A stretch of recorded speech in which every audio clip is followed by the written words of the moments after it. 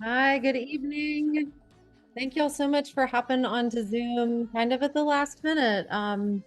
I appreciate you taking the time to be here. And I'm going to go ahead and honor everyone's time by getting started with this meeting and going over some of the content. I have really enjoyed the time that I've spent with your children in their English classes and those who are in, AP classes when they have come to visit the English classes for the Friday college visits. It's been really great, wonderful questions that they're asking.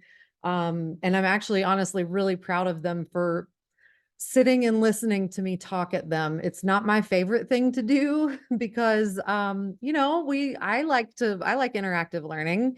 But it's kind of how this works. There's a lot of this process that really we've got to just get through the general information, so it does involve a lot of me talking at them in kind of in the same way that I will do with you all tonight. So I appreciate you listening. Um, I am also really happy for all of our juniors that they have taken the ACT. That is, for a lot of them, that was the first time taking. For many of them, it may have been the second or third. Regardless, they all slogged through it. They all also know what an ACT looks like. And one of the things that I talked with them about before taking the test was just notice what you notice. Think about which sections seem like challenging, which sections feel, easy breezy. Watch your timing just to be aware of that. So, in the future, if they do decide to take it again, they can be mindful of that in preparing for the test. But the first thing that I want to just talk about tonight, you see the agenda up on the screen, is that is the ACT and SAT. I know that they already took the ACT here at school, but for both the ACT and SAT, there are those national test dates that you've heard me talk about before, where students sign up and they can basically take the test at another area school. And when they go to the area school, it's on a Saturday. So on the screen now, I've got a flyer for ACT test dates that are known at this point in the school year.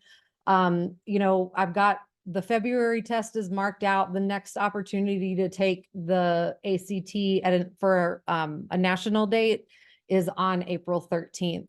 If you log into the ACT website, it may tell students who want to sign up for that April 13th test that the sign up deadline is passed.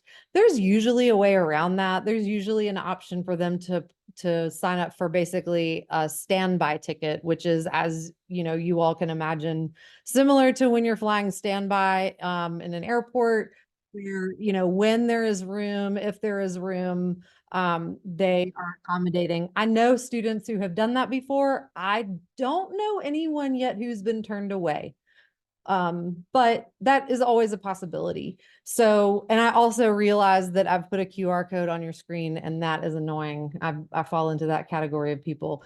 But I'll also send this to you all so that you have it in your, as far as like resources that you all have.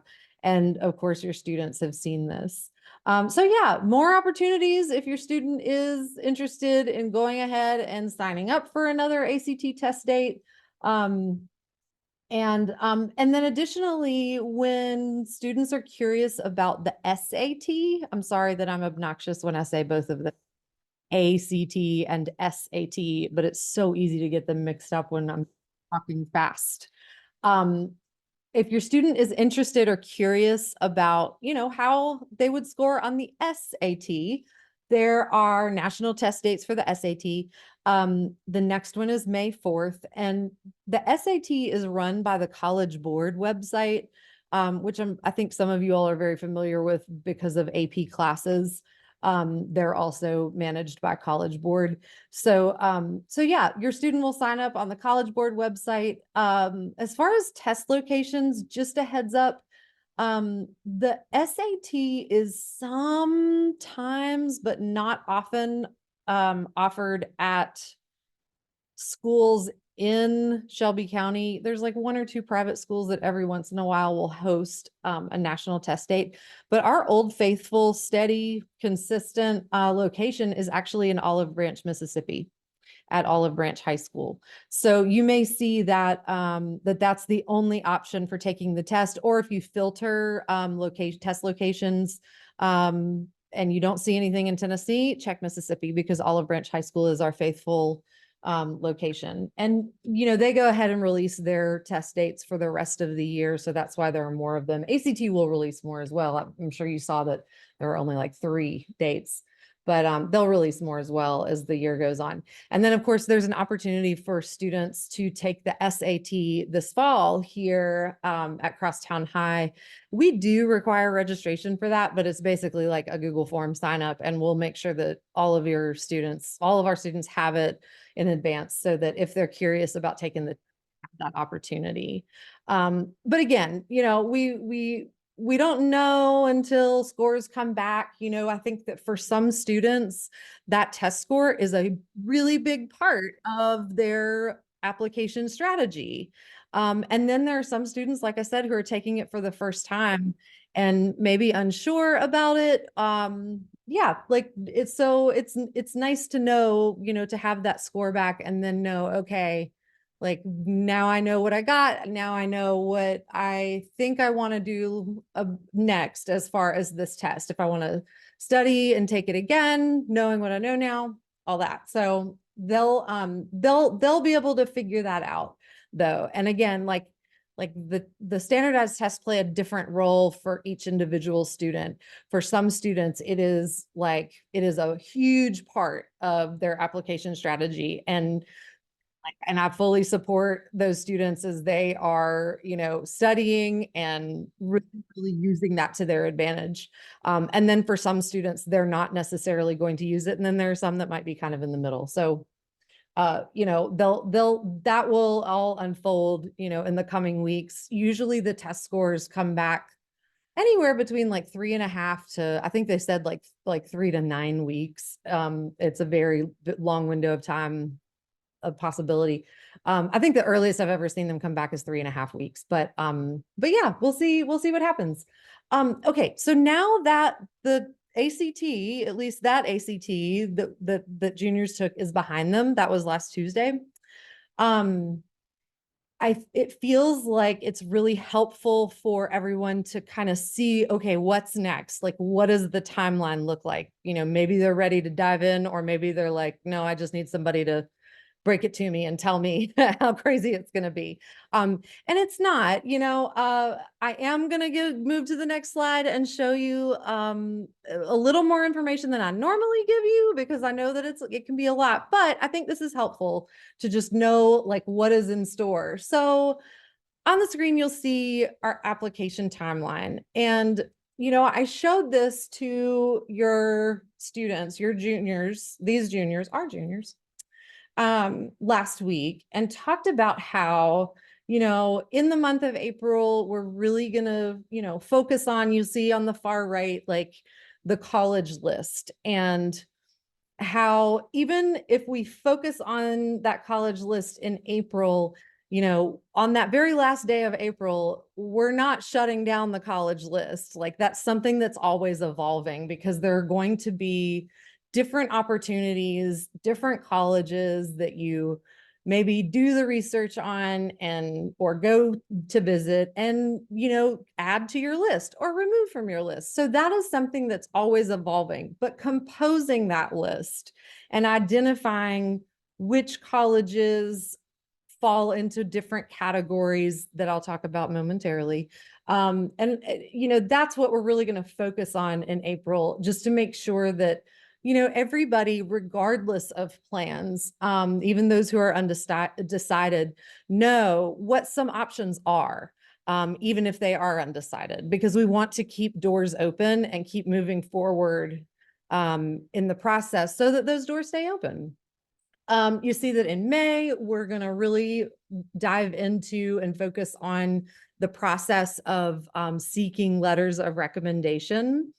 And again, at the very end of May, that doesn't mean that we're okay, now we're done with rec letters. No, like it still is ongoing, but that's really going to be the focus of that month, is showing the students the tools that we have, the different steps in the process. Because when it comes to documents that are sent off to colleges, we have a very specific way of approaching that. And I want to make sure that, everybody is on the same page. It's really helpful for students and helps them to feel um, secure in knowing, like, okay, my documents have sent and now we can track them and we can see that they've been received and even viewed using the system that we have. So that's one of the reasons why, like, it's a very detailed process. And so we will use the month of May to work on that. Next, in June, there are some that launches the summer workshops. There are a couple of essay workshops, and then and I'll talk about those in a moment, as well as the July Common App Part 1 workshop. So those are all going to be in the summer. They're like short 1-day things, and I've already told juniors that, if they are committed to something, to travel, or maybe like they have already like committed to working at a summer camp all summer and they're going to be away, so they may miss these in-person workshops, it's okay. There will be opportunities that I'm going to use to engage with those students and help them to feel like, okay, I've got something cooking, I'm working on it, and I'm making progress. It's not, there are definitely still opportunities there, be they, hopping on Zoom a couple of times to be able to work on a few things and get them started. Yeah, so that's what will happen in June and July. And then August, we do part 2 of Common App in August. And the reason why is because we have to wait until all of their new course schedules are locked in and solidified in order to fill out part 2. And that is a section that they do exclusively with me, because it is, it's a section that is really tedious. It is incredibly poorly designed by Common App. Therefore, it is very confusing for students. And I have never met a crosstown student who has filled that section out on their own and felt confident and also done it well, because it's a beast and it's just terrible. And that is what I'm here for. So we'll work on that in August. And also we'll have other opportunities to work on essays and Common App as well, but these are the main ones. September is lots of financial aid information, just so that you all are prepared for when the FAFSA application opens in October. And you'll see on the screen that under October, along with FAFSA, it does say submit apps, as in submit applications. And that's something that is a little bit new to this timeline. In the past, I have really like supported students who maybe feel like, I really don't think that I'm ready to submit anything on the early side. Like, I want to wait until later in the process to do that. And I've supported that. But what I'm seeing this year in this admissions cycle, along with some really interesting write-ups that have come out recently, is that students who are applying like what you would call, and what I've explained to be, regular decision, which, that deadline can vary from December 15th to February 1st. Okay. So it's a little later in the school year. Those students are ending up on a lot of wait lists, and that's not entirely a no, but it's frustrating. So I want them to have the chance to go ahead and apply early at the schools that do accept early applications that are non-binding, and sometimes binding for a few students in certain scenarios, but we'll talk about that when we get closer to it. But anyhow, we're really going to shoot for October to submit the majority of applications. And I've told our students, your juniors, all of our juniors, that I've shared with them that like I know I know I gave a little leeway in the past, but like especially over spring break, there were a lot of admissions notifications that came back that really make me feel like applying on the early side is what I'll recommend this year. So that's just a heads up. And then there are a number of nice things about wrapping things up at the very end of October. Is that one of them being that this is a lot of work, right? And like your students are going to be doing this at the same time as taking their regular senior year courses. And so we want it to wrap up. I don't want them to fatigue, to wear out. This is really carefully mapped out so that they can maintain some stamina and just feel steady going through it. I mean, it does ebb and flow. There are times when it's a little bit more hectic than others. However, approaching it this way gives them, a little bit of breathing room at times. And the nice thing as well, having submitted everything by November, is that your students are going to hear back from colleges that they apply to early before the new year, before January 1st of 2025.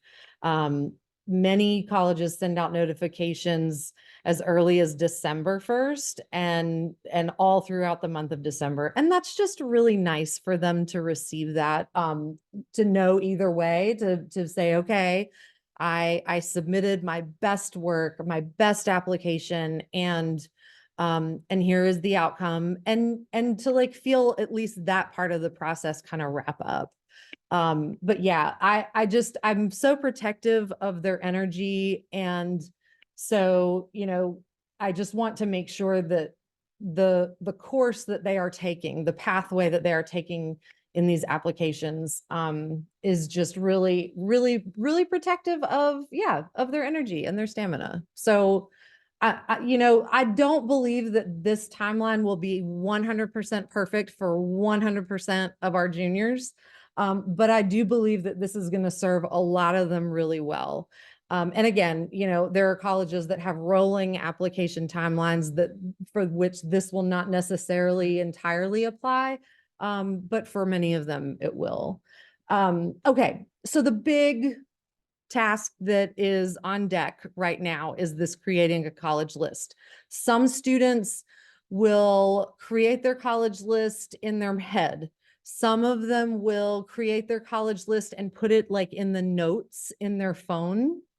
And really, truly, what makes your college list the real deal, the college list, is adding it in School Links. And the reason why is because School Links is the platform that we use for all of our college application management, including all of their documents. So, I know that a lot of you parents have got your Guardian account set up. If you're having any trouble with yours, please don't hesitate to reach out to me, and I'll ensure that that they are like up and running and everything is easy for you to access as parents. But you're also always welcome to say to your child, like, hey, show me what you got in School Links, because I haven't looked at it in a minute, or and then that way you can kind of get a window in. I'm gonna change the screen up a little bit over here and show you not that, what, or that, or that. I'm gonna change the screen up a little bit because I want to show you what I'm talking about when I talk about a school list in School Links. And so this is on your screen. This is an example of like a student account, a student who has searched for schools and School Links, or even if they didn't search, they like looked them up and then added them to a college list. And you'll see like at the top of the screen here, there's a school search, there's favorites, and then this final list.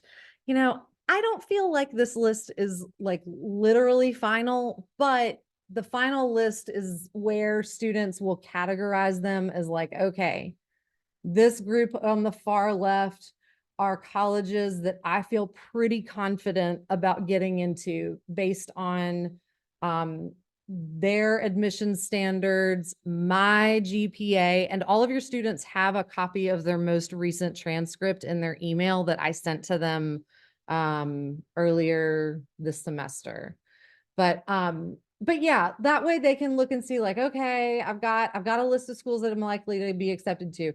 And you can see here on School Links, like they've pulled data that says, okay, there's an acceptance rate and then a graduation rate.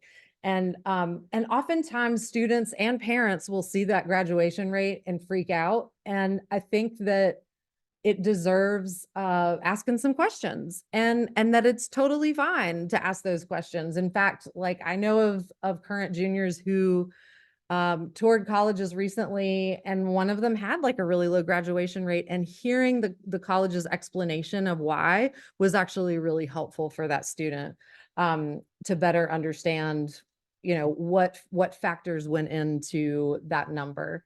And so, yeah, likely schools, target schools, you can kind of see like have a little bit, they're kind of in the middle as far as acceptance rate goes, except for Rutgers here, which is like 73%. But normally the target schools are the ones that like, you know, the student probably meets most admission standards. And then the reach schools on the far right, these are colleges that have much lower acceptance rates.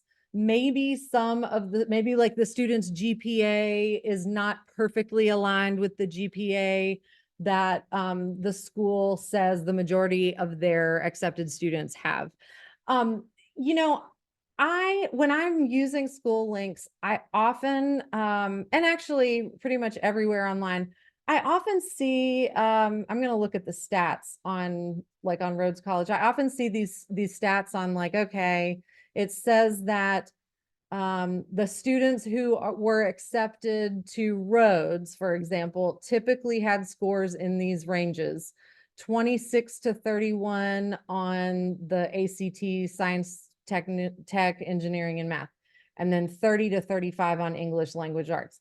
Now, I am hopeful that our students will not like, and also that you all will not like necessarily rule any colleges out based on those numbers, because I've seen students with numbers lower than these accepted to not just Rhodes, but like lots and lots and lots of colleges. And so it's here, there, you know, like the numbers are there on here, but I'm always like hesitant for I just always tell students like, hey, don't let this be a reason to not apply. You know, we don't want this to deter you from applying, because it's worth a shot.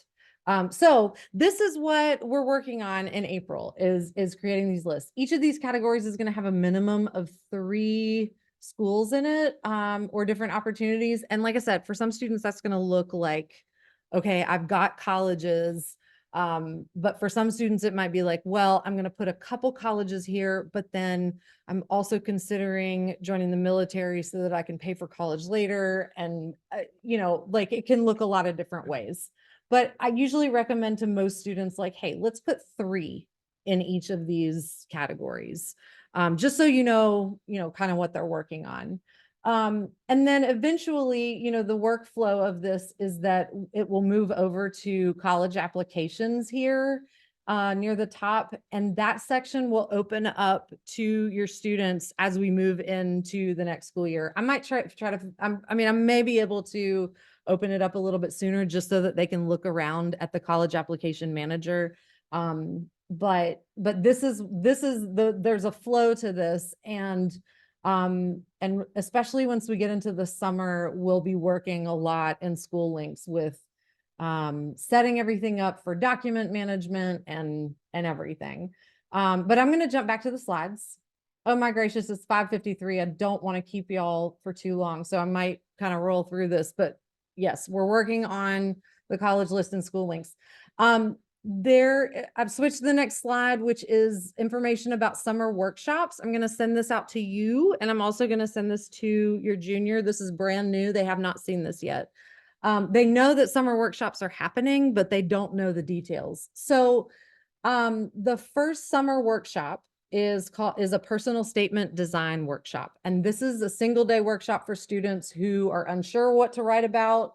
The session will help them spark ideas for potential personal statements and college essays. And that also includes essays that are used as supplemental essays, as scholarship essays. So this is a good like brainstorming, inventory, ideating space.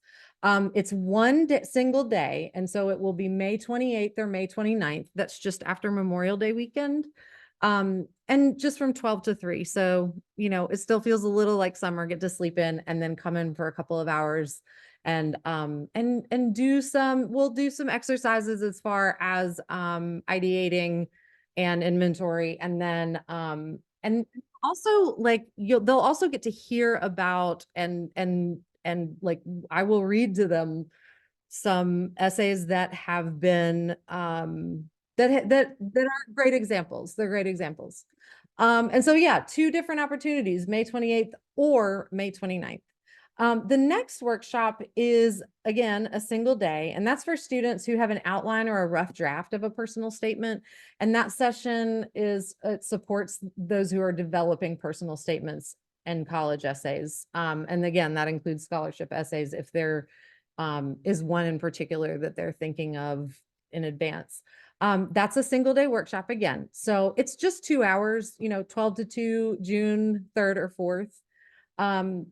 And so like, as you can guess, like the first one that I mentioned, the personal statement design is really truly like a start from scratch opportunity.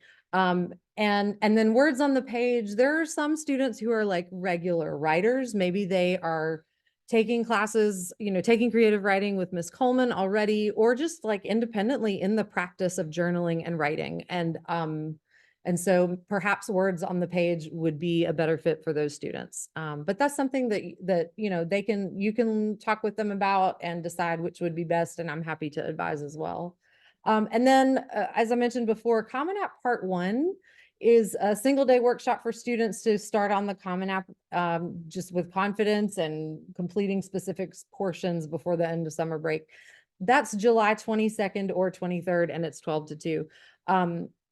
During those sessions, there's also a chance that we may work on some things in school links in the application manager. We'll see, you know, how that goes. But yeah, Common App is very it's efficient, but if it's possible to be both things, it's efficient and clunky in spaces, and I like to be helpful with that.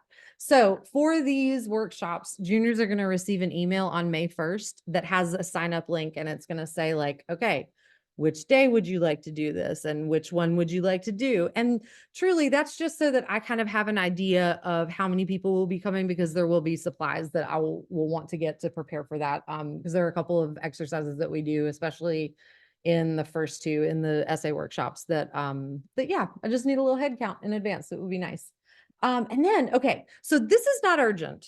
This slide is nothing urgent. It's nothing that's like immediately coming up, but it's just something to be aware of that I want everybody to kind of have the chance to walk through with me. Because I did this with your students last week. We talked about these admissions outcomes, right? We've got acceptance. We know what that means. It means you're in, you're welcome to come. We'll send you a financial detail a little later, but just know that this door is open for you. We know what a denial or a rejection is, right, parents? And that's actually something that I talked about with juniors last week, just about how, you know, up until this point in their lives, generally speaking, they haven't experienced this type of rejection, this type of denial. You know, rejection for them at this point, developmentally, it's appropriate to have experienced, you know, friendships where you grow apart. And for some of them, they may have had a romantic relationship where, where they experienced rejection. And with those two, normally there are some, indications of like, oh, well, my friend and I we're just different and it's puzzling and I don't know and it makes me sad, right? But with this sort of denial, this rejection, it is completely frustrating because they don't know why. You don't know why. The school is not going to tell you, we can't offer you admission this time and here's why. They don't do that. And that's really, really hurtful. It hits a nerve within our kids that is primal, it's the same nerve that made us fearful of when we were nomads long, long ago, fearful of being rejected and left in the desert, by our tribe. And yeah, like it really burns. I often tell students, like, if you've been stung by a wasp, and this is not in any way to minimize, all of the work that goes into the applications and then perhaps like receiving a denial, but if it is the case that they've ever been stung by a wasp, stung by a hornet, a bee, that sting is real and it is painful. And usually for most people, it takes some time to recover from it, whether it is somebody who is allergic, who like, needs, I mean, I'm pretty allergic. Like it takes me a couple of weeks. For some people, it was interesting. Juniors even said like, oh, I will be home for 2 days, definitely. And then other juniors said, oh no, I'll be out of school for a week. I will be devastated. And that, we talked about how that feeling is temporary and intense, but it is temporary, and you do move on and you do find your way. And if the door doesn't open, it wasn't your door. That's really truly what it ends up coming down to. So we've discussed that some, just so that you parents know, and acknowledge that it is not fun, that there are students every year who experience it, and they're all right. They're all right. And that the hurt is real, but they're all right. This third admissions notification is deferral. And that is one that was new to a lot of students. They were unsure about what that was when we talked about it last Friday. And deferral happens when students apply on the early side, like all of your students are going to do. Well, most of them. It can happen then. And basically that is when you apply to a school, maybe like, and I tell students, I'm like, you might really feel connected to the school. Maybe you toured, maybe you've like been in person or on Zoom with admissions officers. Maybe you even met with professors and sat in a class, like really feeling connected to a school. And then the school will basically in your admissions notification tell you that they'll say, well, we'd like to defer your application, meaning they want to reevaluate it in the next round in the like regular decision applicant pool. And that's disappointing. And it kind of what I see in Crosstown High students is that for most of them, it really kills the vibe between them and that school. But there are some times when students will they'll stick around for it and just see what happens. But yeah, generally they're kind of like, well, if you're not into me, then I'm really not going to be into you. Like, we want students to feel that connection with the places and spaces that they're interested in learning. And if it doesn't feel right, then, the deferral definitely indicates that. Okay. And then this last one on here, which is waitlist. Waitlisting happens when students apply on the later side. That would be like between December 15th and maybe February 1st. That is, and when I say the later side, I mean like like regular admissions. And we're going to try to avoid that this year. Like I said, I don't think that's going to work 100% for every single student, but that is when it happens, is when your student applies, maybe in December or January, submits their application, and then it would be actually right now, in these current weeks, that they would receive notification of their admissions, whether it's acceptance, denial, or at this point in the game, deferral is not a thing. It's just waitlisting. And that doesn't necessarily, that's not a hard no. That it just means that they want to wait and see how many of the students who they offered spots actually commit. And truly, that number is what is most important to college enrollment. It's called a yield number. And I mean, and when I say yield, I know that was obnoxious, but I'm over pronouncing it because it's like a yield sign in traffic. But they call that their yield number, the actual number of students who enroll after they're offered admissions. So they would basically see how much space there is and then eventually offer a student a spot if they are on the wait list. So that is the explanation of that. I also, on the screen, I have this hyperlink to this really interesting write-up that was in New York Magazine recently, and it is free. I'm also going to put the link in the chat. And I'm hopeful that you all will take the time to read this, because it's really fascinating to get an idea of just sheer numbers, like just sheer volume of applicants at certain colleges. It's not the case everywhere, but there are certain colleges, the ones that are like really selective, more competitive to get into. Of course, that's going to make for a great article, right? And the author is this Jeffrey Salingo, and he wrote this great book that I really appreciate and learned a lot from, called Who Gets In and Why. He spent a year inside college admissions, and there's a little bit that's a little bit about what this is about. He got into this current admission cycle, and it's really interesting, and I think it could be helpful for some of you whose students are applying to colleges that are known for being really selective, are known for being but just having a tough applicant pool. So it's good to know. And I'm hopeful that, I don't know. I don't think that it's necessarily discouraging at all to read. I think it's very interesting. And I think it's important information just to have, as parents going into this, as far as expectations and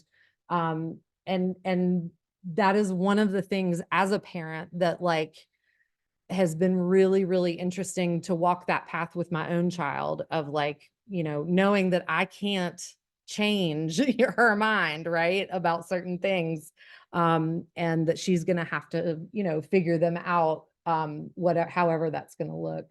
But anyhow, this article's free. You don't have to subscribe. I just wanted to make sure that y'all had access to it, so I put the link in the chat. Okay. Next time for Zoom, I'm going to talk about those letters of recommendation that I mentioned that we'll work on in May. And that next session is in a few weeks. It's Tuesday, April 16th, and it's at 5:30, same time. And I'll do the same thing where I put the Zoom link in Parent Square and you guys can log in. And for this meeting, I mean, I know some folks came in late or maybe had to leave early too. The video will end up in Parent Square as well, like in the original post for the video for this meeting. But go ahead and, if you have time, add that to your calendar, just so that you can feel like you're, in the loop as far as the letters of recommendation go, because that'll be the big focus of that meeting there. And it will probably be shorter than this one, because this one's a little bit longer. Okay. Ask me anything, put it in the chat, unmute yourself.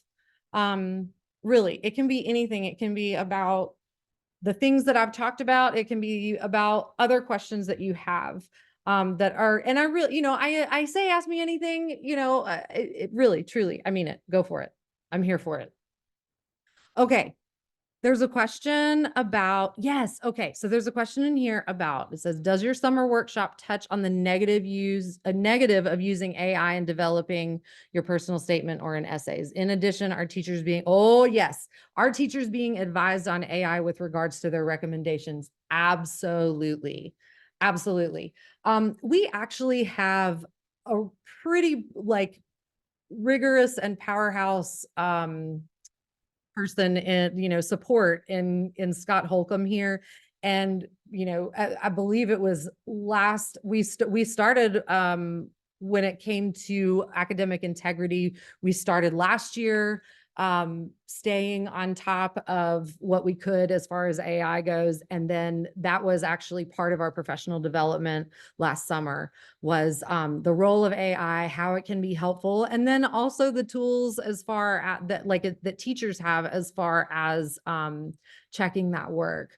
And I can tell you as parents right now that when students do run their work through ChatGPT or any other sort of AI that allows them to give prompts, or check over, edit their work, it is apparent. It's not sneaky in any way, shape, or form. Teachers, of course, are going to use the tools that we have in order to double check that before a conversation happens, but it's pretty easy. Additionally, with a question about AI in essays, college essays are about the worst place for AI, specifically because it eliminates your voice. It eliminates students' voice, their own authentic, genuine, the things that AI is not, their voice. It's gone when they run it through AI. And it will be, yeah, it'll be apparent. It'll be obvious. And, there may be like short phrases or certain parts that maybe maybe the student will run it through and think like, well, I'm just going to let it do this one phrase, or I'm just going to let it do this one part. That's on them. And that is actually part of our workshop, to answer your question more specifically, is conversations about integrity in this process, and authenticity, and the approach that we have that really truly allows them to exhaust all of the wonderful possibilities to explain to colleges who they are, and why they're interested in coming there in the most authentic way, so that when this process wraps up, they're able to look back and know, I did everything possible. I really brought my best self. I acted with integrity, and I was genuine and authentic in my work, and represented myself truthfully, even if others didn't. So yeah, I want to make sure that they're aware of that, and that will be in the workshop. Okay. I see a question from Latasha Sago. How to narrow the college list to not get overwhelmed if location doesn't matter? Right. Okay. So the nice thing, Latasha, about the college list is that we're going to start on it in April. If students, haven't added it to school links, like it'll jump into school links in April. And then that list is like constantly running, like it's happening simultaneously with everything else, that the narrowing happens. And a lot of that happens when students have a chance to visit a college, or maybe they meet with an admissions officer over Zoom and have the chance to ask them questions, or go to a college fair. There will be one in September that they can go to and meet the reps to ask specific questions. And it's one of those things that just kind of like happens organically as the time goes by. And when you get closer to that the October, November deadline, that list will be evolved. It will have narrowed just simply by doing research and exploring. But I see it says if location doesn't matter. And then but when it comes to majors, students are going to have the chance of course, like at the end of this school year, but at the beginning of next year too, to like really hone in on the different programs that they are most interested in pursuing.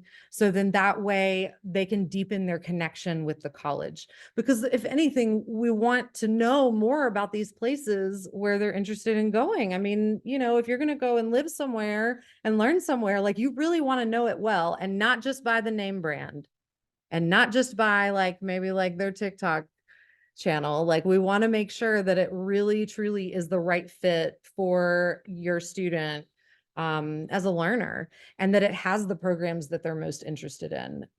So, you know, I think that starting at the beginning with making that list is, and really just focusing on like, I'm going to make a list knowing that it's going to evolve and change, is going to lessen that overwhelming feeling of like, I don't know which one to pick, because you don't necessarily have to pick for quite a while. We just want to like make sure that the doors are open for the different possibilities.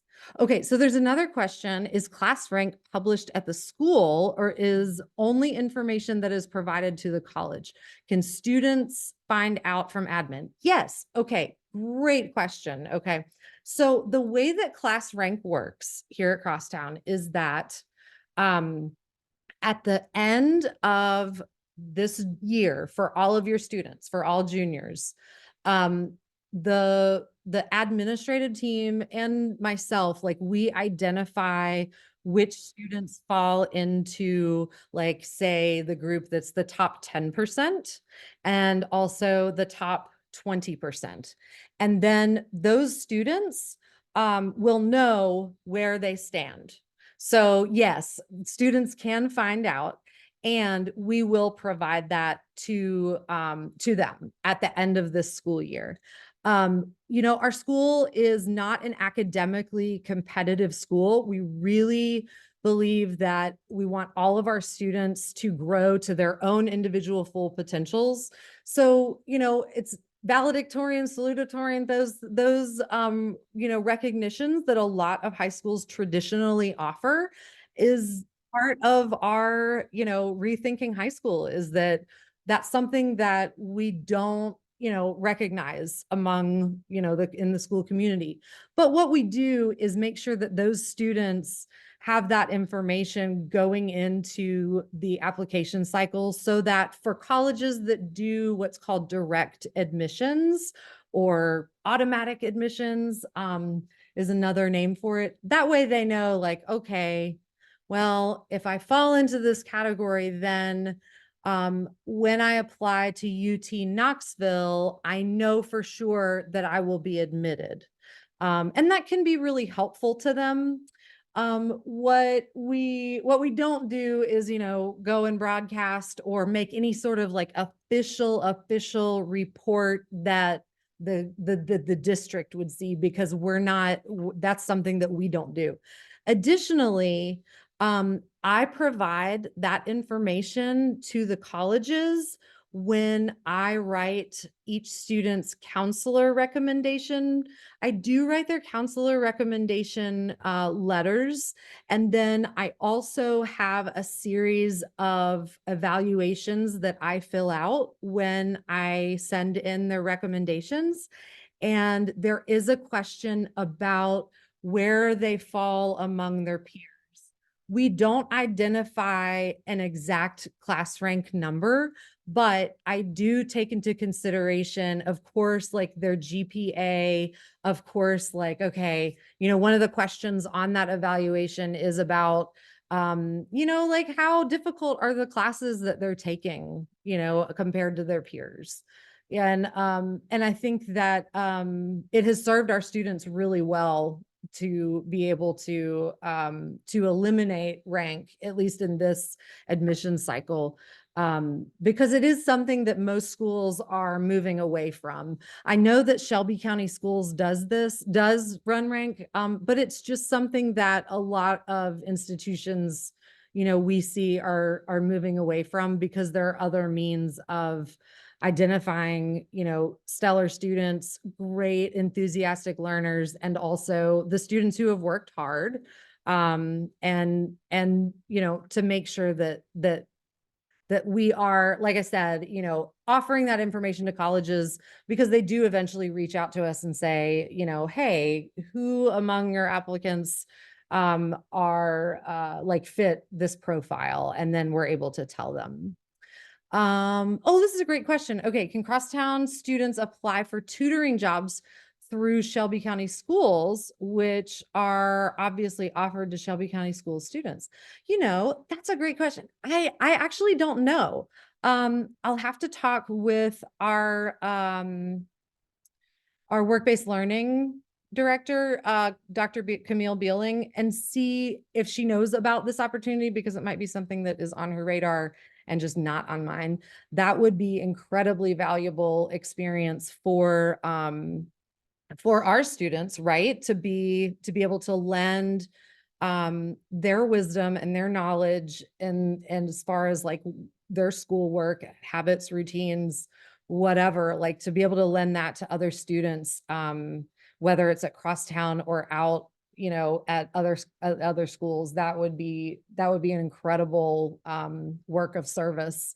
And yeah, I support that. I do need to talk with her to find out about that opportunity. And you're totally right. Like the comment that this parent has is that it looks great on a college application. And it does. Like any opportunity that your student has to offer, help, offer service out in our community, like that is something that really piques the interest of some colleges. They want to know about the things that students have been up to. And really, truly, more than that, they want to know like what experiences they've had that have been really meaningful. I remember in high school, and you all may remember this too. Like, I remember a friend saying, like, I joined the Glee Club because it looks good on my college application. And I was like, bro, I didn't know that. I just joined the Glee Club because I like it, and it's interesting because like there are students who like will find themselves involved in lots of different things, or maybe students who find themselves involved in, like on the other end of it, where they're like, oh, I need to get involved. And truly, like, what's most interesting to colleges is the students who are like really authentically invested in these experiences that they have. And of course, like they don't know that they're going to be like so connected deeply to the work, the service work, until they go and do it. A lot of the time, the idea of tutoring or any other kind of service work is just kind of like, yeah, meh, but once they get there, they love it, and it's really rewarding, and they really enjoy it. So I just think I really do encourage you all, and I do encourage your students too, to look for those opportunities.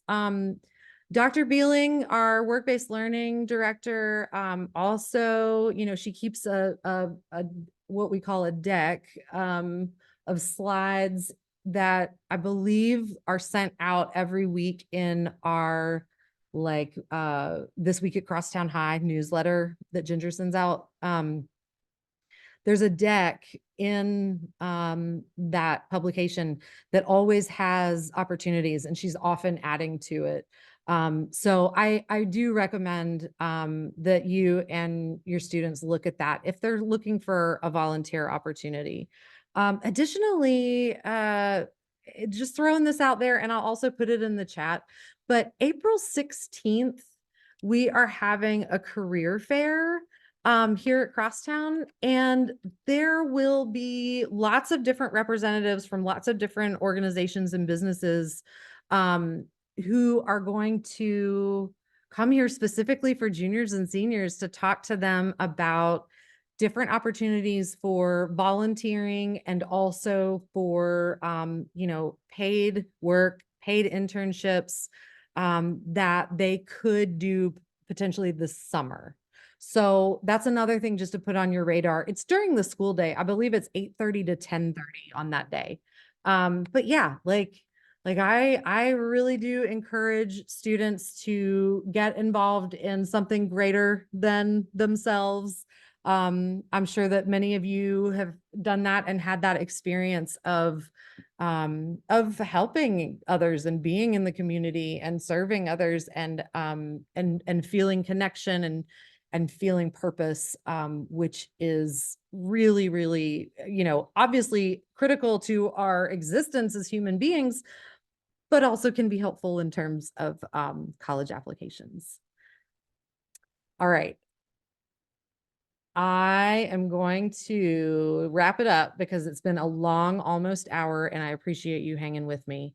Again, if there are ever any questions, please don't hesitate to send me an email. I'm putting my school email back in the chat. There are times when it might take me a day or so to answer back, and it's usually because things are complicated. I mean, like questions don't have like really simple answers. And I'm a fan of explaining why, which makes me long winded. And I feel for these students. But at the same time, it is helpful to have like a greater understanding rather than me saying, like, this is how it is. And just because. So it does sometimes take me, a couple of days to respond, but that's partially because I just want to make sure that, I'm giving you information that is thoughtful and also, um, helpful of understanding the why. Y'all are amazing. Thanks for hanging with this. Um, Please let me know if anything comes up that you are curious about, questions, comments. I'm loving the time that I'm getting to spend with your students in our one-on-ones. We're still working through them. This is a busy week for them, and they're going to continue, even into the month of May. So if your student hasn't met with me yet, I can't wait because it's truly a pleasure to get to spend time with each of them every day. I feel so grateful to get to walk this path. It's they're just incredible, and it's really an honor. And I appreciate you all. So thank you. And I am going to just wrap this up. Y'all go eat some dinner or don't. And be well. And I will see you definitely April 16th. Good night.